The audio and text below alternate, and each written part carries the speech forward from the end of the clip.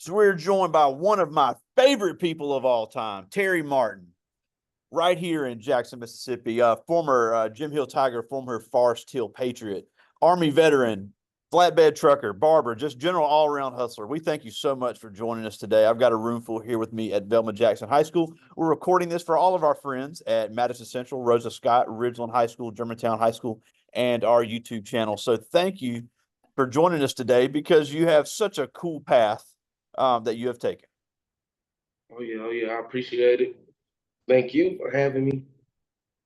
Now, Uh, now, before we get into it, I just want to give everybody a quick intro of your background. You're from Collins or Mount Olive, wound Mount up Olive. transfer going to Jim Hill High School, and then graduated from Forest Hill High School in Jackson. Don't tell nobody the Forest Hill though. Just say Jim Hill. I got you. You went to the real Hill. So you were with me at Jim Hill High School when I started my career 12 years ago. Played football there. Were a great student. But you did not do the traditional college route. So you graduated from high school, and even though you were a fantastic student, you took a different route than a lot of people would, but it still has been very beneficial to you. Absolutely. Absolutely. Man, I just my mom wanted me to go to college. Uh, I think I did sign up to go to USM, but I think I went for one day and then I just said, nah, I want to drive trucks. So um, ever since then, man, I just been, I was in the Army for 6 years, got out the Army, and ever since then I've been driving trucks. So I mean, that's really the only thing I've been doing since the Army. I got the Army in 2021. So the college, man, it's not for everybody. And you can be very profitable outside of college without having to pay student loans and, just the traditional route, having to be in debt. Some people 50, $60,000 in debt and their job doesn't even pay two times that amount. So uh, sometimes you just have to, make a decision. What do you want to do? What's most important to you? What would you really, really like to do, regardless of whether you get paid for it or not? And I knew for me at that time that was trucking for me. So that's why I chose trucking. Yeah, I want to get to the trucking because it's a very popular career choice for our community here. But I do want to briefly talk about your time in the military because I think that's also a great option for men and women. Yeah, Because the problem, it's not just what you see in the movies where you're blowing stuff up and kicking down doors. I mean, if you want to do that, they can obviously find a place for you. But 95% of the jobs in the military are support jobs. They are not combat jobs. And also, absolutely.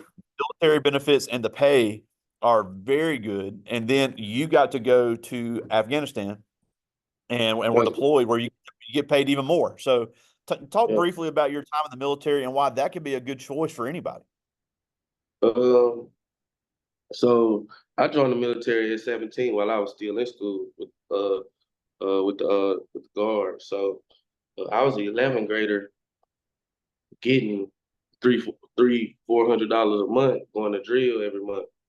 So after what was it? After my 11th grade year, I went to basic training. Came back home. I did 2 months of basic training. Came back home, finished up my senior year. After I got done with my senior year, I went to AIT. Once I got done with AIT, I came back home and I was still drawing my check every month.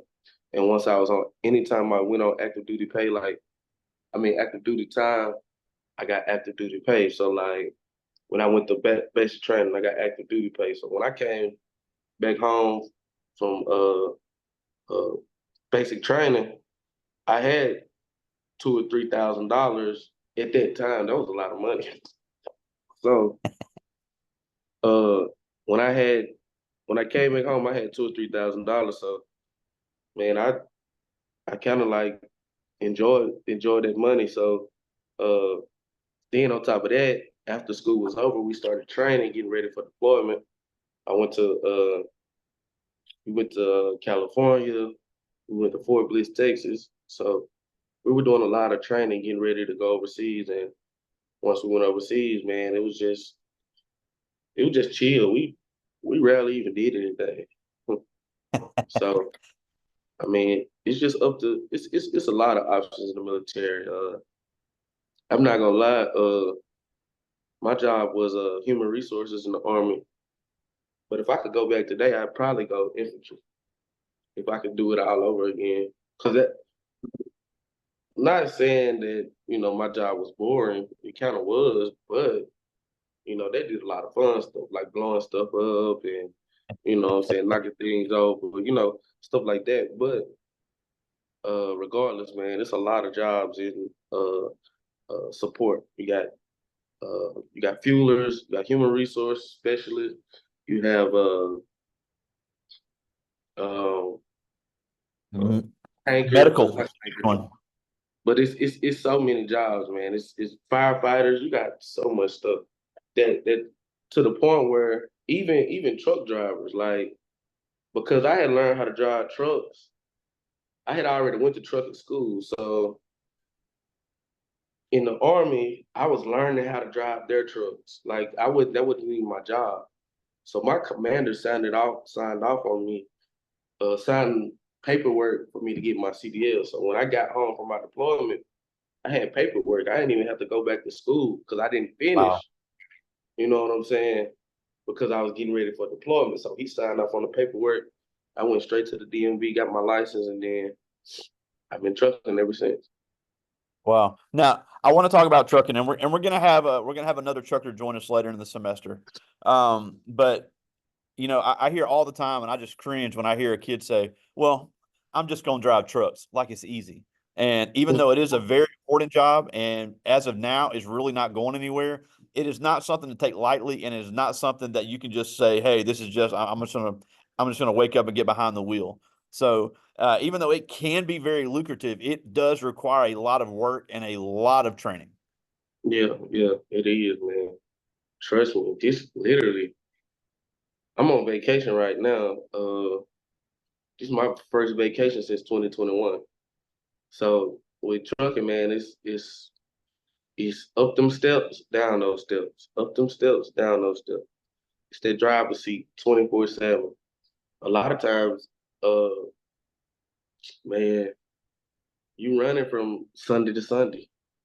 I mean, that's kind of how I do it sometimes, running from Sunday to Sunday with no time off. So, man, trucking ain't just something you can just, oh, boom, I'm a truck driver now. Like, you know, it's really it's lucrative, like you said, but you know, are you gonna be okay when you're 2,500 miles away from home?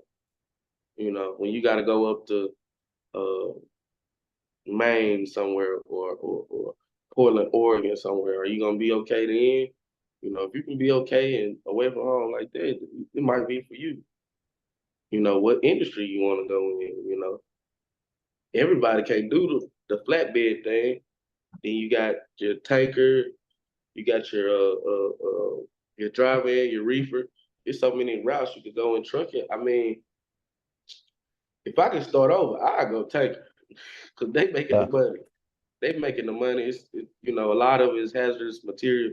A lot of it is stuff like toothpaste and food grade stuff. So I mean, it's very lucrative, but uh, you want to do something to where if you really want to make some money, you want to do the things that other people don't want to do. And that's what I do with flatbed, because everybody can't do flatbed. Everybody don't want to do flatbed, strapping down the load, throwing chains, putting a tarp on, driving all the way to Michigan and gotta unload in the snow. You know what I'm saying? Take the tarp off in the snow. It looks good on TikTok and Instagram, but when you really get out there in the nitty gritty, Yeah. it's for real. You dealing with traffic, Atlanta traffic, Chicago traffic. It's It's a piece of work, man. Trucking Yeah, is a and, piece and of work. and and these companies are paying thousands of dollars to have this shipped. It's not just something you can just take your sweet time getting there. If it's a construction project, they're expecting that material at a certain time, and if they Yep, don't get it, somebody's going to lose that contract. yep, yep. Real talk. And the thing is, everybody wants to make money. You know what I'm saying? And that's okay. But I'm a business owner now. I've been in a business with my own truck for the last. I bought my first actual truck last year. I bought another truck this year in June. I guess you could say in the nitty gritty, 2.5, 3 years. Uh, Something around that time frame. I've been having my LLC since 2020.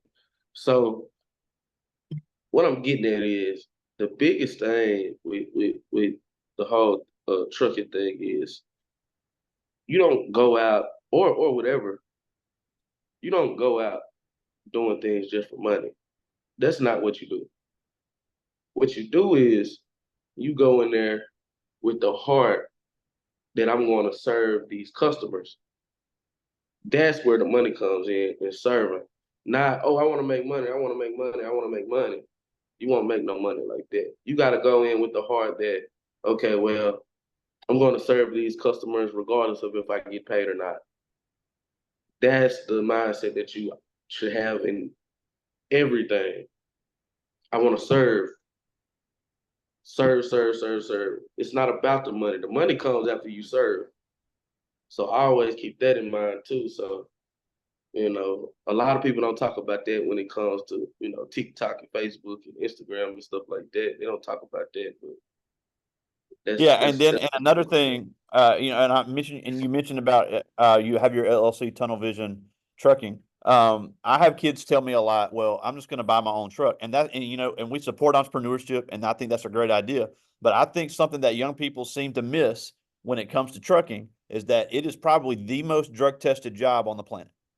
Even if you are a owner operator, the Department of Transportation is going to send somebody to where you are, and they're going to give you a drug test right then and there. And yep. you can't And say, "Well,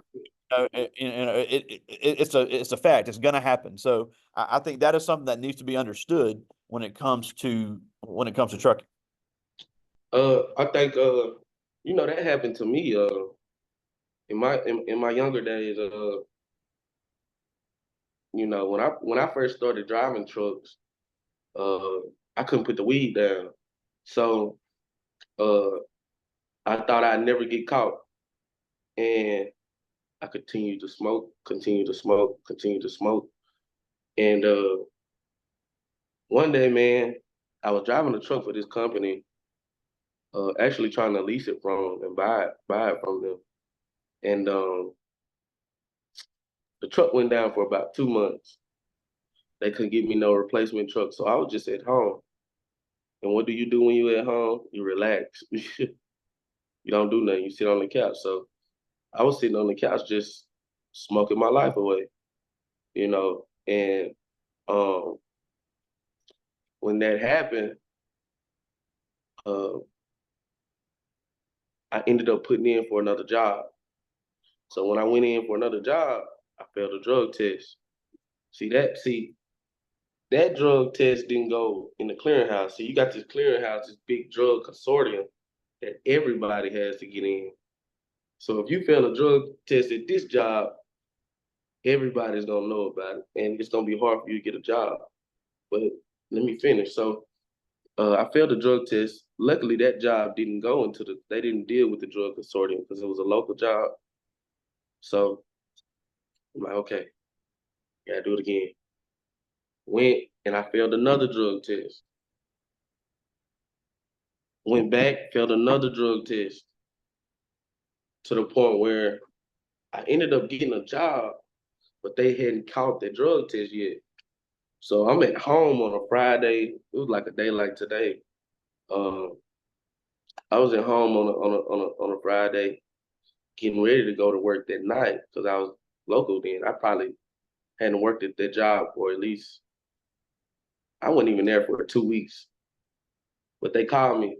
hey Terry, man, you're not gonna be able to come in to work.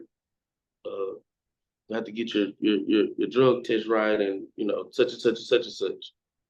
I'm like, oh man. So I called him back. He was like, man, do you do marijuana?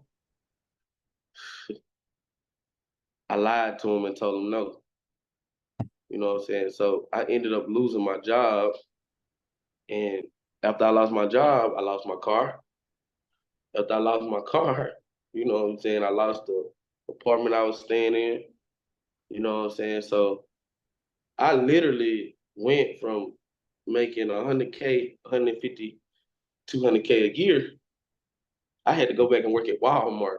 You know what I'm saying? I had to go back and work at a Anchor, this place called Anchor Fabrication, making like $14, $15 an hour. You know what I'm saying? And I was just making 150, 200K. You know what I'm saying? So I just made a decision. You know, I just made a decision.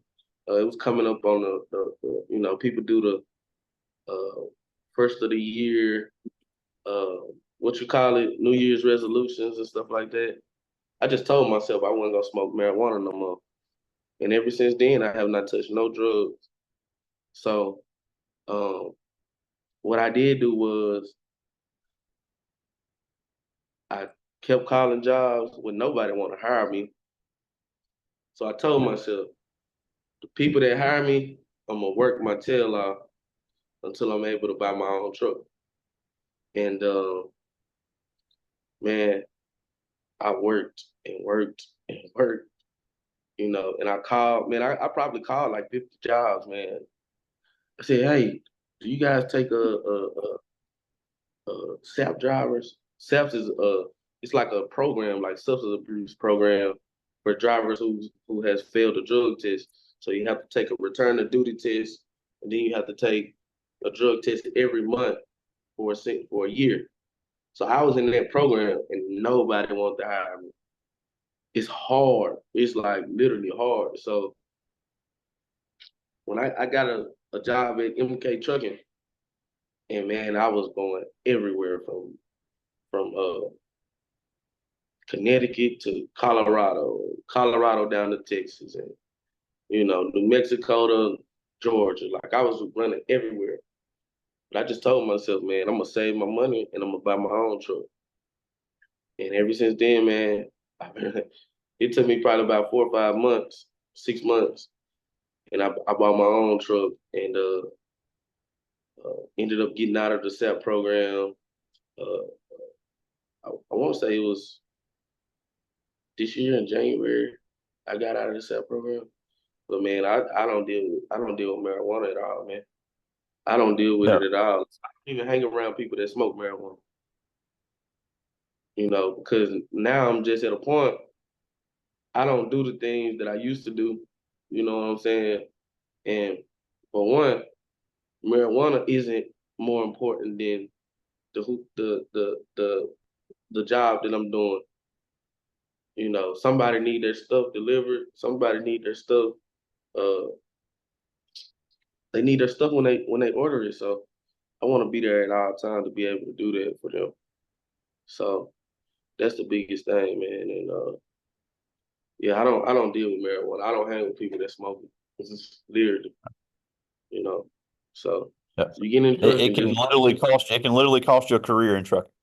it can literally cost your career. Now, Literally. the last thing I want to talk about before I get to the questions is, obviously, you are a business owner, even if you're a staff driver in trucking, and this is for females too because there's more and more female drivers. But especially if you're an owner operator, you've got to have customer service skills.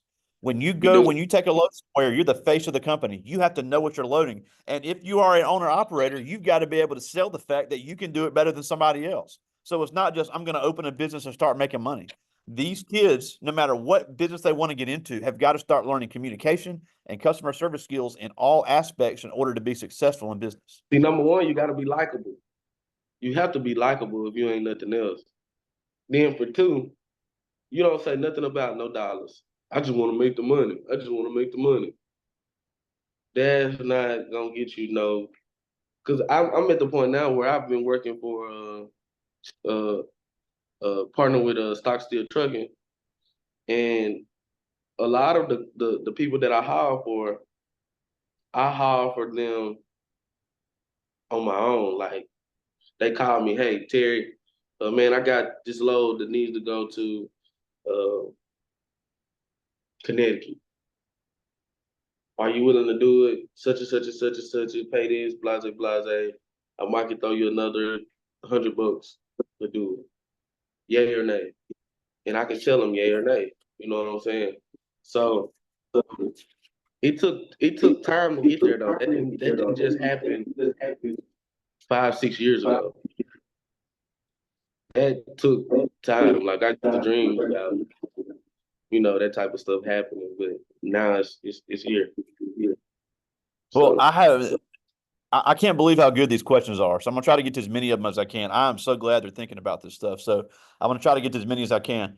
This person is Rakia Jackson. She's in 10th grade. Her sister is actually in the Army now and up in Virginia in logistics. And she asked, how many years did you serve in the military? I did 6 years from 2015 to 2021. This is Zayden Reed, 9th grade, and she asked, what are some of the other support jobs that military workers do? You got supply technicians. You have like the young lady's sister up there. She's probably at Fort Lee somewhere. You have logistics jobs like that. What else you have? You have cooks, supply, human resource. You have communication, MOSs. And now when I say these particular things, just know it's like 4 or 5 jobs up under each, or 10 or 15. Like when it comes to logistics, man, it's so many jobs under logistics. You know, like food, and we got to be able to. Like I was in a support battalion, but I was in an armored brigade. So the job of my battalion, I was in a 155 armored brigade combat team. So the job of my battalion was to make sure that uh the soldiers is downrange, like the tankers and the infantry guy. The job of my battalion was to make sure they had everything they need, from ammo to food, tents, whatever they needed, we were supposed to supply for them. That was the job of my battalion. So, man, it's just so many jobs, man. It's so many.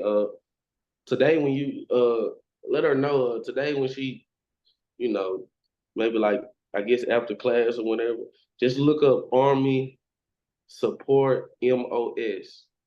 Army Support MOS, and that'll tell you all the MOSs, all the jobs that the Army has. But right now they're giving out some huge benefits. So if you're in the 10th or 11th grade, you might be able to join, here shortly, So I think you got to be 17, something like that. So Yeah, and our former ROTC sergeant who just retired, he was a mechanic in the Army, so he worked on yeah, vehicles. He yeah. wasn't out shooting people, but he was fixing everything that the people were driving to make sure, again, support of the people that were there on the front lines. Don't forget you got nurses. You have like I was in HAC, so I was in headquarters company. Then you got Alpha Company. Alpha Company where I'm talking about within the 106 BSB. I'm giving you kind of like a snapshot of how my battalion was set up. So in Alpha Company, you have the truck drivers, the fuelers. They brought the fuel. They brought non-potable water, and then they brought potable water. You know what I'm saying? So you got people like that. Then in Bravo Company, you had all mechanics. Anything that goes down from Bradley's or Matt B's or anything that was drivable, they were able to fix. So then you got Charlie Med. Charlie Med was like basically like a hospital. They could set up a hospital anywhere. You get bit by a snake, anything that happens, they can take care of. So yeah. This is Cameron Sutton. He's in 10th grade, and he asked, "What was your biggest factor in deciding to join the military? Mm, I just always wanted to just be different and be somebody. Uh, I joined the military because I seen my dad join, my uncles join. You know, just having role models who had already did it, and also the day that I went to ask about joining, I didn't even know I had passed the ASVAB, so it just worked out in my favor. Like I went up to my recruiter, still a cool guy, Sergeant Daryl McCullough. He's from Jackson. He's from Jackson too. But I walked up to him and said, "Hey, uh, I want to join. I want to join the military, man. What I need to do?" He was like, "Let me see if your name on this list." He looked down the list. Boom, Terry Mark. My name was on the list. And shoot, 6 years later, put in my time. But yeah, That's man, I just awesome. had role models. Role models. That's awesome. All right, I've got three more. This is Renaya Matthews. She's in ninth grade. And she asked, even though you've made something out of yourself and you're successful now, does any part of you wish that you went to college? No. No, not at all. Not at all. Yeah, and again, I always say I'm not telling people to not go to college. And No, that's not if what that's what I'm you about. But want to do, do I'm it. all about giving people options. And you're a great example of you can be successful without going the route that you hear preached down on TV and everything. There are unbelievable routes to the military, through business ownership, and other routes through the trades. But I just really want people to see that it's not what just because society says something does not mean that you have to do that. Right, right, right, right.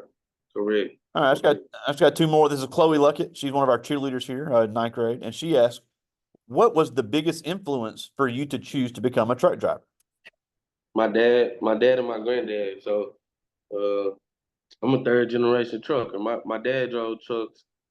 I was a little kid going with my dad from Carthage, Mississippi.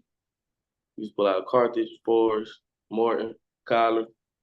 Uh, we used to haul them chickens to California. So Oh. I used to ride with my dad all the time. I actually was potty trained on a big truck. So it's been in my, it's in my blood. All right, let's got one more. This is Rayshawn Williamson. He's in ninth grade, one of our football players here. And he asked, "How do you keep moving when people try to bring you down?" Who are people? And I don't know. Man, listen, regardless of what you're doing, people gonna say whatever, you know. And I'm just the type of person like I don't even listen to people with negativity. I just do what I said I was gonna do and I just keep moving, bro. Like you gotta have that tunnel vision. Straight ahead. You just gotta look straight ahead. Don't hear nothing. Do what you say you gonna do and just keep moving forward, bro. Because at the end of the day, whether you're doing good or whether you're gonna do bad or whether you're doing bad, somebody's gonna always have something to say. You might as well get used to it. That's Uh, just how it I'm with is. I'm with you on that. Now, we're almost out of time, and we thank you so much again for taking some time, especially on your vacation. But before we go, um, it's hard to believe it's been 12 years when we met. You were a goofy little 15-year-old 10th grader, and now you're Right. 27 years old, family, and a great career, and served our country. And you grew up, in the city of Jackson. You were exposed to a lot of gang activity, a lot of drug activity, which is very easy to pull kids into. I understand, especially now with the influence of social media, um, and and the criminal lifestyle is just so hard to resist for all kind of young people all over the place. But you didn't fall into that trap. You made something of yourself. You became extremely successful. And just like these kids here, you actually spent every day of your 10th grade year seeing me at some point. So, first of all, how much of the stuff we told you was going to happen in life actually happened? And then second, what can these kids do to become just as successful as someone like you here from the same type of area? Um, First of all, a lot of stuff y'all said, paying bills. What else? being to work on time, you know, so much stuff, man, that at that time grown people were telling us, we I was in y'all shoes one day.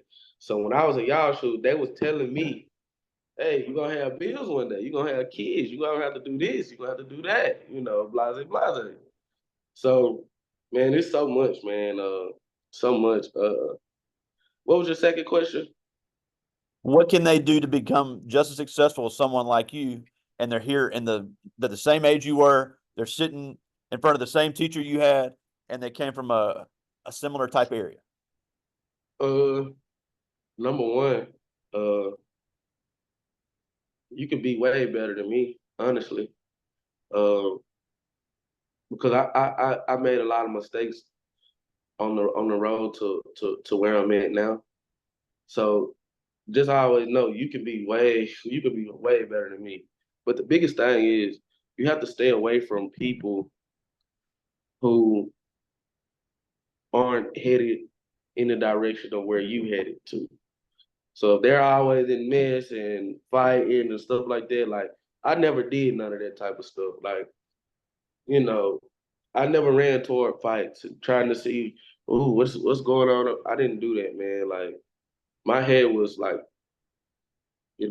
I was goofy, but in school, but man, I was truly focused on what I wanted to do after high school because high school it's gonna shoot past you so fast, and you're gonna be somewhere wondering one day, like, dang, how did that happen? So you always want to hang around good people. You want to get you good role models in your life, and you want to always, if it's something that you want to do, what I always did, like I always looked at trucking videos on YouTube. Always, like that's just something I always did. I learned everything I could about trucking before I even got into the driver's seat of a truck, and that's just something I always did, and you know I just kept my heart pure and kept tunnel vision because it's so easy to get off track. People, you're gonna see people you sitting by. I pray it don't happen, but people that you sitting by one day, they're gonna be like, man, you don't went so far. And they're gonna be back at square one because they were too busy worried about mess and what happened on Instagram and Facebook. So just keep that in mind, and you gotta have some type of tunnel vision about yourself, and write your goals out, write your plans out, so you have a sheet that you know. Okay, well, I got to do this now, I got to do this now, I got to do this now. I'm only 26. I got two 18 wheelers. You know what I'm saying? So I mean, it's been hard, but you just gotta have a plan. You gotta have goals. You know, you just gotta be willing to go where other people aren't willing to go. So Love to see it. Well, again, we thank you so much for joining us on your vacation. It's always a pleasure. One of the highlights of my career, and I'm so proud to say you're one of my former students. So, again, Terry Martin, owner of Tunnel Vision Trucking, general all around hustler. We thank you so much for joining us. yes, sir. Yes, sir. I appreciate y'all, and have me back soon. I'm gonna be ready. I talk to you soon, buddy. All right. See ya.